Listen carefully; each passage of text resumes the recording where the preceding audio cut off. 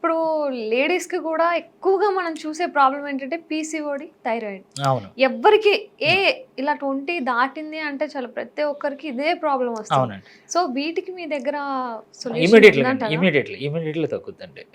లోపల సిస్టమ్ మొత్తం అంతా కూడా కరెక్ట్ చేసేస్తుంది మంది.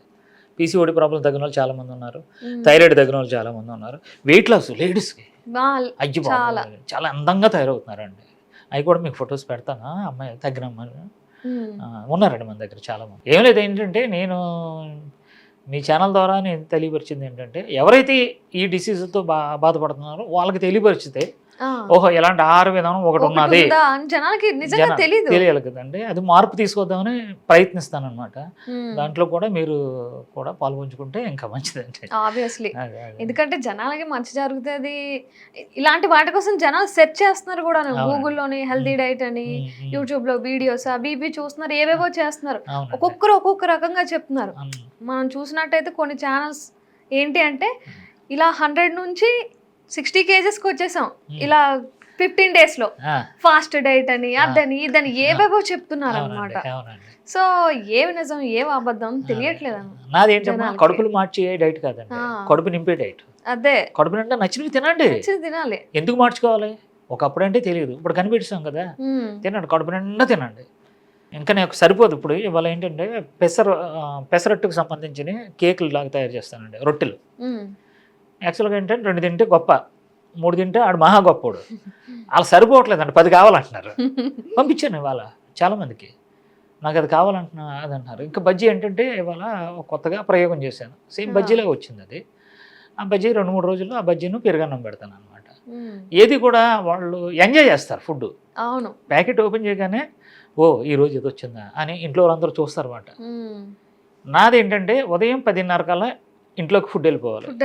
ఎందుకు వెళ్ళిపోవాలంటే ఇంట్లో వాళ్ళు పొయ్యి వెలిగించే లోపు వాళ్ళ ఒంట్లో స్మెల్ వస్తాయి. మన డైట్ చేస్తున్న వాళ్ళు ఉంటారు ఇంట్లో, ఆ స్మెల్ వీళ్ళు పీల్చకూడదు. మన స్మెల్ ఇప్పుడు అట్లాగేస్తుంది మన సందికి. 3ంటికి ఎందుకు లేవడానికి కారణం ఏంటంటే ఇంట్లో వాళ్ళు పొయ్యి అంటించే లోపు మనం మంద ఓపెన్ చేసేయాలి. ఇల్లంతా స్మెల్ వస్తూ ఉంటుంది, వచ్చేసింది డైట్ వచ్చింది. డామినేషన్ చేయలేరంటే తినేస్తారు. ఇంకా దాని మీద క్రేవింగ్స్ ఉండవు.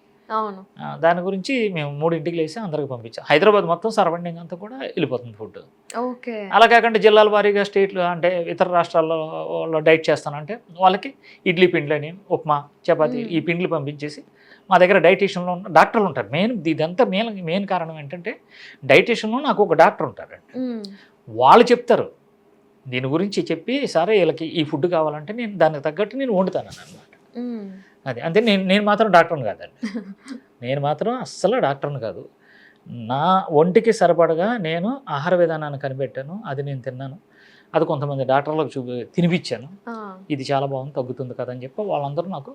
ఇప్పుడు డాక్టర్ దగ్గరికి వెళ్ళినా వాళ్ళు ఏం చేస్తారు, ఇప్పుడు నడువు నొప్పి వస్తుందంటే నువ్వు ఎన్ని కేజీలు ఉన్నావు, 90 కేజీలు, వెయిట్ తగ్గు అంటారు. ఎలా తగ్గాలో తెలియదు. ఎలా తగ్గలేదని నేను చేస్తాను.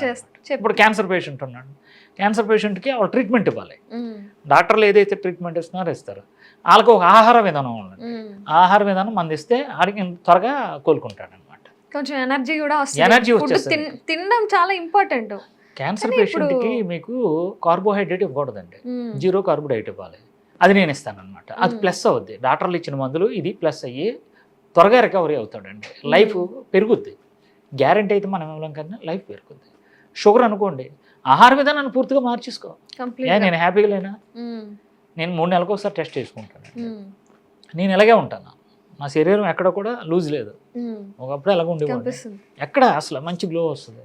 ఇంకా నేను అందరిలాగా పడుకుంటే ఇంకా బాగుంటానండి. కానీ 4 గంటలు నిద్ర నాకు.